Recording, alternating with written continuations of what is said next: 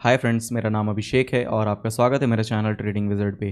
तो आज हम देखने वाले हैं कि ऑप्शन सेलिंग में कितनी कैपिटल की ज़रूरत पड़ती है, क्योंकि बहुत लोग चाहते हैं ऑप्शन सेलिंग करना, क्योंकि ऑप्शन सेलिंग में एडवांटेजेस होते हैं टाइम डी का, जिसमें साइडवेज रहने पर भी आपको प्रॉफिट होता है।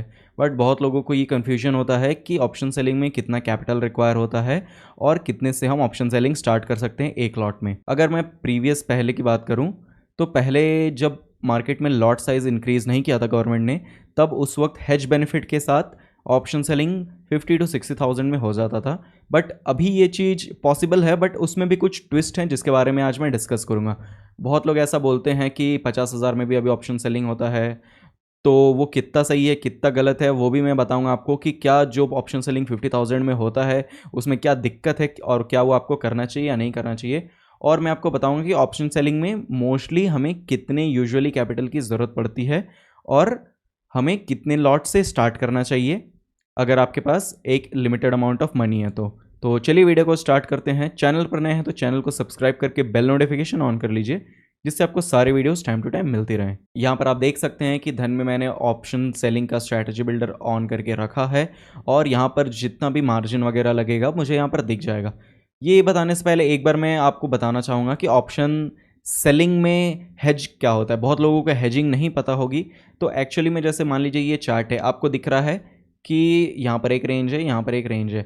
ऑप्शन बाइंग में क्या होता है, ऑप्शन बाइंग में आप तभी प्रॉफिट कमा पाते हैं जब ऊपर जाता है। ऑप्शन सेलिंग में अगर मार्केट साइडवेज भी रहे या धीरे धीरे आपके डायरेक्शन में जाए तो भी आप प्रॉफिट कमा सकते हैं। उसमें 70% प्रॉफिट का चांसेस होता है। और उसमें दो तरीके की होती है, एक होता है नेकेड ऑप्शन सेलिंग। मान लीजिए कि नेकेड में बता रहा हूँ कि जैसे आप सिर्फ ऑप्शन सेल कर दे रहे हैं। मान लीजिए आपको लग रहा है कि मार्केट ऊपर जाने वाला है, तो ऑप्शन अगर आप बाय करते हैं तो आपको कॉल खरीदना होता है, बट आप ऑप्शन सेल कर रहे हैं तो उसका उल्टा आपको पुट सेल करना होता है। तो इसमें या तो आप सिर्फ पुट सेल कर सकते हैं, तो अगर आप पुट सेल करेंगे सिर्फ तो उसमें आपका कैपिटल ज़्यादा लगेगा। और अगर आप हेज करते हैं, हेज मतलब कि आप एक पुट बाय करते हैं और एक पुट सेल करते हैं, तो क्या रहेगा, आपका कैपिटल कम लगेगा, आपको एक बेनिफिट मिलेगा। वो कैसे मिलेगा वो मैं आपको दिखाता हूँ और कितना मिलेगा और कौन से स्ट्राइक प्राइस का हमें हेजिंग करना चाहिए वो भी मैं आपको बताऊंगा। तो चलिए एक बार मैं स्ट्रैटेजी बिल्डर पे फिर से आ गया हूँ।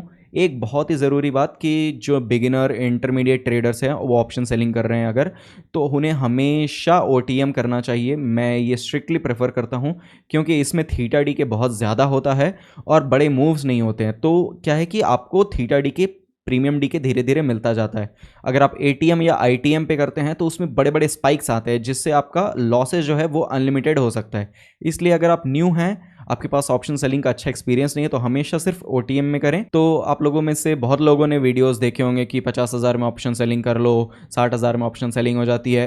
तो बिल्कुल हो जाती है, मैं इस बात को खारिज नहीं करूंगा। बट उसमें एक बहुत ही बड़ा ट्विस्ट होता है कि जैसे लेट्स से यहाँ पर फास्ट क्रिएट में बहुत सारे पहले से स्ट्रैटेजीज है। मैं अगर बुल कॉल स्प्रेड, अगर मुझे लग रहा है कि कल मार्केट ऊपर जाने वाला है, तो लेट्स से मैं 50,000 के अंडर में ये हो जाना चाहिए। बुल कॉल स्प्रेड मैंने ऐड किया, देखिए फाइनल मार्जिन आपको दिख रहा होगा 53,864। तो आप लोग बोलेंगे देखिए 53,000 में तो ऑप्शन सेलिंग हो रही है, बट ये आप ध्यान से देखिए कि हो क्या रही है।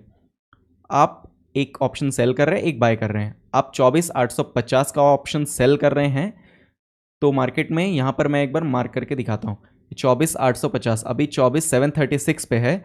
आप सेल कर रहे हैं 850, मतलब आप इन द मनी कर रहे हैं। मतलब अगर आप सही नहीं हुए तो बहुत बड़ा आपको लॉसेज हो सकता है।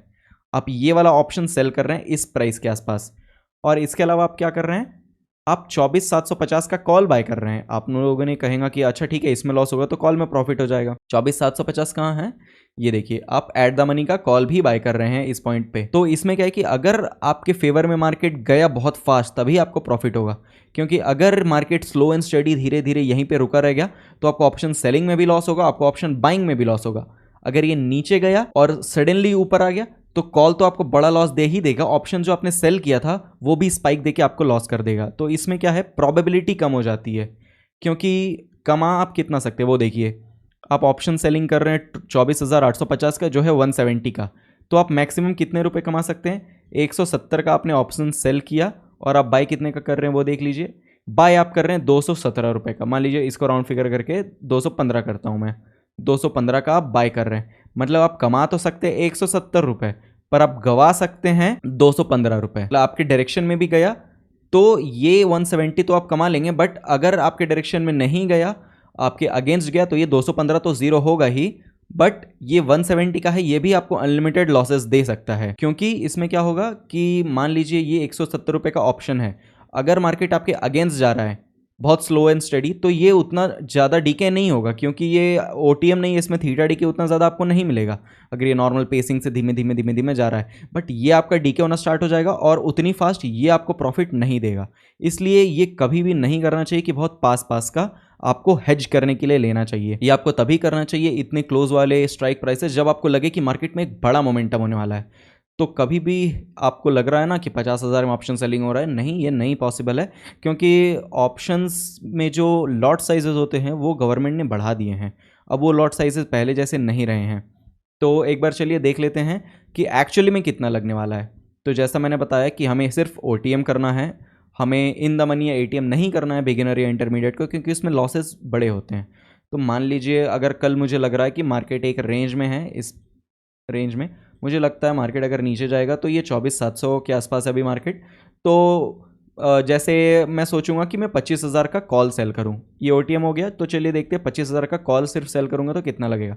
यहाँ पे मैं ऐड करता हूं, तो 25,000 का कॉल, ये है ओटीएम, ये अभी 114 रुपये का है। मे बी कल जब मार्केट ओपन हो तो ये 90 रुपये के आसपास हमें मिल जाएगा। बट जो बिगिनर ट्रेडर्स हैं उनको ये भी बहुत ज़्यादा ही महंगा है, 90 रुपये का भी उन्हें मंडे को नहीं करना चाहिए।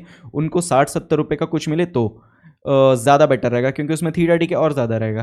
तो अगर मैं देखी हूँ 60-70 रुपये के आसपास, ये 70 रुपये का हमें 60 रुपये का हमें मिल रहा है, ये 70 का है, ये कल हो जाएगा 60 रुपये के आसपास, ये 70 रुपये का ही रहेगा। मान लीजिए 24,150 का मैं एक लॉट में सेल के लिए डालता हूँ, यहाँ पर एडेड हो गया। अब देखते हैं इसका कितना पैसा लग रहा है। तो यहाँ पर आप देख सकते हैं कि 5 जून एक्सपायरी का 24,150 का कॉल, मतलब कहाँ का कॉल, मार्केट अगर कल यहाँ पर ओपन होता है तो 24,150, मतलब हम इस पॉइंट के आसपास का कॉल सेल कर रहे हैं ओटीएम का। तो इसमें हमें कितना प्राइस लग रहा है वो देखिए, 1,83,000 रुपीज़ आपको लग रहा है। तो आप तो ये कहेंगे कि ये तो बहुत ज़्यादा है। बिल्कुल ज़्यादा है। क्यों ज़्यादा है? क्योंकि इसमें आपने कोई हेजिंग बेनिफिट नहीं लिया है। अब आपको हेज बेनिफिट ऐड करना है तो आपको कौन सा करना चाहिए, और वो मैं दिखाता हूँ। तो हेज बेनिफिट आप क्यों कर रहे हैं वो भी देखिए, कि आप हेज बेनिफिट इसलिए ले रहे हैं ताकि आपका जो मार्जिन है वो थोड़ा कम हो पाए। मार्जिन कम करने के लिए आप बहुत ज़्यादा प्राइस वाला ऑप्शन नहीं ऐड कर सकते। आपको बिल्कुल जो छोटा ऑप्शन रहता है 5 रुपये 10 रुपये, इससे ज़्यादा का ऑप्शन नहीं ऐड करना चाहिए। जितना कम हो सके उतना ज़्यादा। जैसे मैंने कॉल सेल किया है तो यहाँ पर मुझे कॉल बाय करना पड़ेगा हेजिंग के लिए। ये देखिए मैंने बाय पे दबाया। अब एक बार देखते हैं कि 24,850। अब यहाँ पर आप देख सकते हैं कि एक 70 रुपये वाला मैंने ऐड कर लिया सेलिंग के लिए, और एक 5 रुपये का मैंने बाइंग के लिए ऐड कर लिया है कॉल। अब यहाँ पे कितना मार्जिन लग रहा है? अब मुझे लग रहा है 92,000 रुपीज़, 92,228। तो ये क्या हो गया, मेरा मार्जिन जो 1,80,000 के करीब था वो आधा हो गया, 92,000 पे हो गया। आपको देखने को मिला। तो इसमें क्या फ़ायदा है और हमें क्यों दूर की करनी चाहिए वो मैं आपको बताता हूँ। चलिए देखते हैं कि ये 25,150 और 25,850 वाला में डिफरेंस क्या है। 72 का है, ये 5 रुपये का है। तो अगर ये इसे ब्रेक करता है और ये 24,500 पर जाकर रुकता है, हम ऐसा सोचते हैं, तो अगर ये रुकता है 200 पॉइंट नीचे जाता है, क्योंकि यूजुअली निफ्टी 200 पॉइंट के आसपास ही मूव करता है, उसका एटीआर उतना है। तो कल अगर ये 24,500 पर जाता है तो हमें कितना प्रॉफिट हो सकता है वो देखिए। हमें जो प्रॉफिट हो सकता है आपको दिख रहा होगा टुडे में 2,900 रुपये। मतलब अगर आप पॉइंट्स में कैलकुलेट करेंगे तो आपको कितना पॉइंट प्रॉफिट हो सकता है, मैक्सिमम मैं बता रहा हूँ 40 पॉइंट। 75 का लॉट होता है निफ्टी में, तो अगर आप देखेंगे तो 40 पॉइंट्स या उससे कम ही प्रॉफिट होगा। तो अगर आप 40 पॉइंट कमाने को तैयार है, मतलब ये 70 रुपये का जो है ना, ये ज़्यादा से ज़्यादा आपका 35 रुपये 30 रुपये तक जाएगा। ये ज़ीरो कल नहीं होगा, क्योंकि इसके पास एक्सपायरी तक का टाइम है ज़ीरो होने के लिए। पर ये जो 5 रुपये वाला है, ये भी तो आपका कॉल है, ये भी आपका डीके होगा, तो ये भी घट के हो सकता है 1 रुपये 2 रुपये पे चला जाए, तो इसमें भी आपको लॉसेज होगा।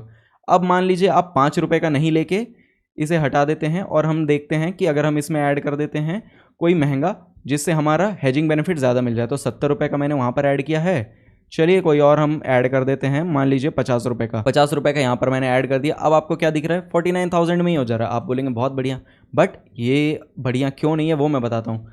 कल अगर मार्केट स्लो एंड स्टडी 24,700 से धीरे धीरे नीचे गया और 24,500 पे रुक गया, तो हमें कितना प्रॉफिट होगा 24,500 पे, वो देखिए हमें सिर्फ 800 रुपये का प्रॉफिट होगा। और वो क्यों होगा? क्योंकि ये जो 70 रुपये वाला ये घट के तो मान लीजिए 35 रुपये 30 रुपये का हो गया, बट ये जो 50 रुपये का है ये भी तो आपका घट जाएगा। ये घट के आपका हो जाएगा मान लीजिए 20 रुपये का।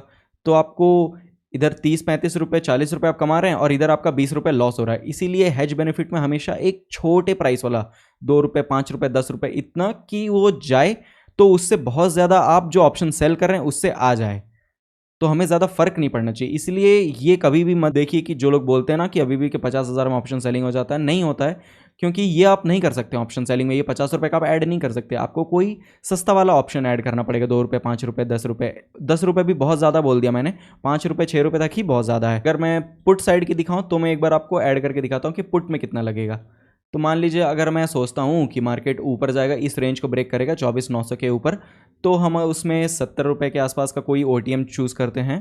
तो हम देखते हैं कितने का आ रहा है। एक्सपायरी यहाँ पर 5 जून की सिलेक्टेड है, तो यहाँ पर आपको दिख रहा होगा कि जो ऑप्शंस के प्राइसेस है यहाँ पर लिस्टेड हैं। तो ये 70 रुपये का, जैसे 24,400 का अगर मैं पुट सेल करता हूँ एक लॉट, और मैं अगर कोई दूर का 5 रुपये 4 रुपये का ऐड करता हूँ, जैसे ये है, ये मैं ऐड कर दिया, तो हमें कितना कैपिटल लग रहा है, हमें फिर सेम 93,000 ही लग रहा है।